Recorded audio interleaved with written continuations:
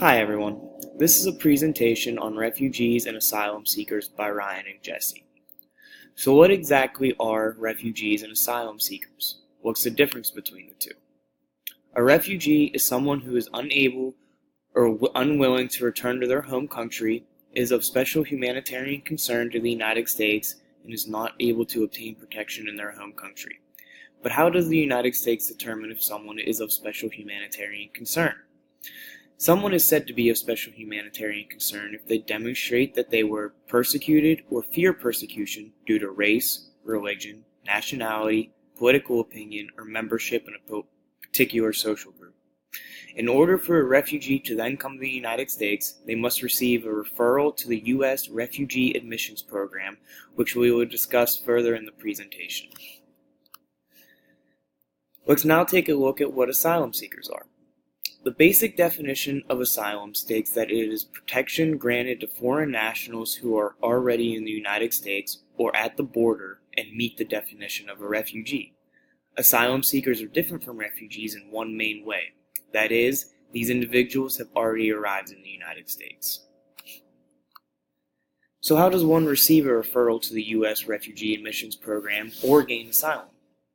To receive a referral to the U.S. Refugee Admissions Program, the UN Refugee Agency, or a U.S. Embassy, must refer a refugee applicant to the United States for resettlement, where the case is first received and processed by a resettlement support center.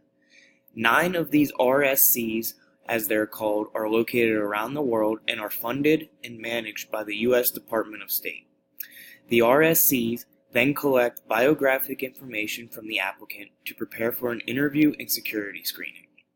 Once this is complete, officers from the Department of Homeland Security's U.S. Citizenship and Immigration Service, or USCIS, review all information gathered by the RCS and conduct an in-person interview with each applicant before deciding whether to approve them for resettlement. After gaining approval, all refugees must then undergo a health screening and a brief U.S. cultural orientation course. In order for someone to gain asylum, there are 2 possible paths. The first is known as defensive asylum and refers to those who are in a removal or deportation process. These individuals must present their case for asylum to a judge in immigration court, where the judge will then determine if the individual is eligible for asylum. The second path, known as affirmative asylum, refers to an individual who is located in the U.S. but are yet to begin the deportation process in court. These individuals must apply for asylum through USCIS within 1 year of their arrival to the U.S. If not granted asylum, the individual will be referred to the immigration court for removal proceedings. There, the individual may renew their request for asylum through the defensive asylum process.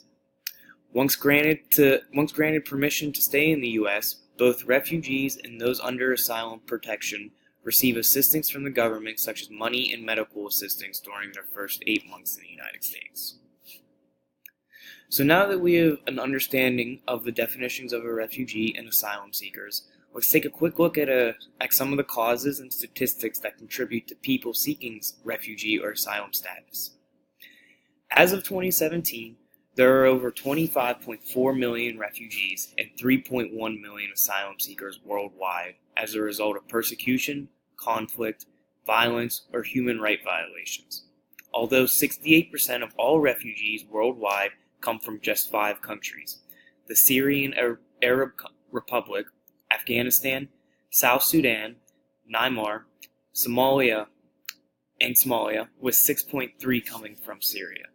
And for the 4th consecutive year, Turkey has hosted the largest number of these refugees, with over 3.5 million.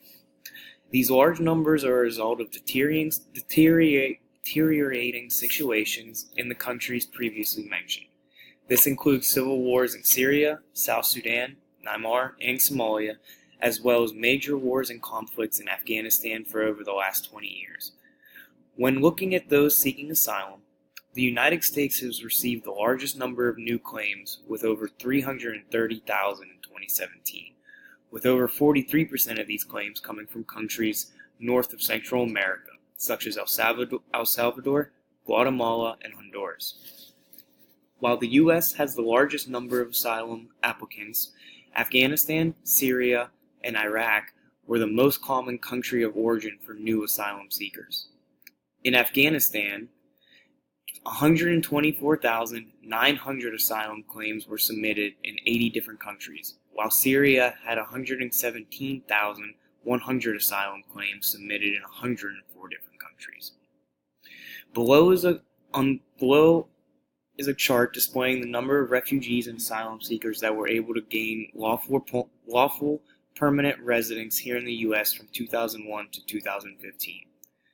The growing number of refugees and people who have been forcibly displaced is a global issue.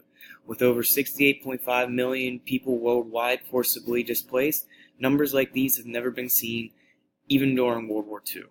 It is more important now than ever to understand the refugee crisis and to see those who otherwise seem distant and different from us as humans, just as we are.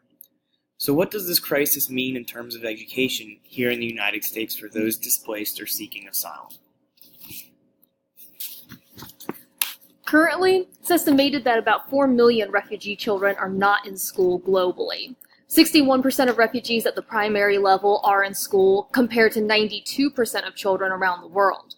Only 23% of refugee children are enrolled at the secondary level, compared to 84% of the world's children. Only 1% of the world's refugees will go on from secondary school to college, compared to 37% globally. Refugees can face gaps in their education due to a number of factors, from what they're fleeing in their home country, to traveling around to different host countries, and finally settling in whatever country they do get to eventually. Sometimes, refugees have to stay for months or years in a camp in a host country before being settled, oftentimes with limited access to education. Sometimes they have no access at all, due to not having a legal status in the country where they are staying. Camp schools might pose some problems as well. They might be outside, where students and their materials are subject to the elements. They're often overcrowded, some having ratios as bad as 1 teacher to 70 students. They can also be a far distance away, leading students to either not make the trip or risk their safety on the trip. And another ongoing issue is low-quality instruction. Even if students are more integrated into a local population and attend host schools, those schools are often at capacity and worry about having the strain of extra students. After arriving in the U.S., refugee children can still face problems, such as not knowing English and not being good at language in general due to moving around so much. In fact, about 30% of refugees under 18 in the U.S. are ELL students. These students must also learn to navigate a new education system, cultural norms, peer groups, expectations when it comes to their schoolwork, and more. Furthermore, we have to remember that refugees come from areas that are experiencing war, upheaval, famine, and many other incredibly negative or violent situations. This can cause psychosocial issues such as trouble concentrating, maybe hostile behavior, or even the opposite, being extremely quiet and withdrawn. Refugee children can also suffer from disorders such as PTSD or depression as well. Once in the U.S., refugee children will unfortunately also still have to contend with other cultural problems here, such as racism, xenophobia, religious intolerance, and more. Despite what they have already faced and the potential limitations to their education, refugees are incredibly resilient and take their education very seriously. For example, Moed, a Syrian refugee, remarks on how much school he has missed and how excited he is to get back to school. Zaman, an Afghan refugee, talks about how much he wants to help others from his home and believes that school is the best way to accomplish that. As teachers, we should be aware of some of the ways that we can help refugee students acclimate to a new school setting and to a new culture. First of all, actively promote cross-cultural education. Engage students in dialogue about cultures, religions, or ethnicities other than theirs, with a connection to universal themes that we, as humans, all understand. Furthermore, do not be afraid to tackle difficult subjects, such as racism.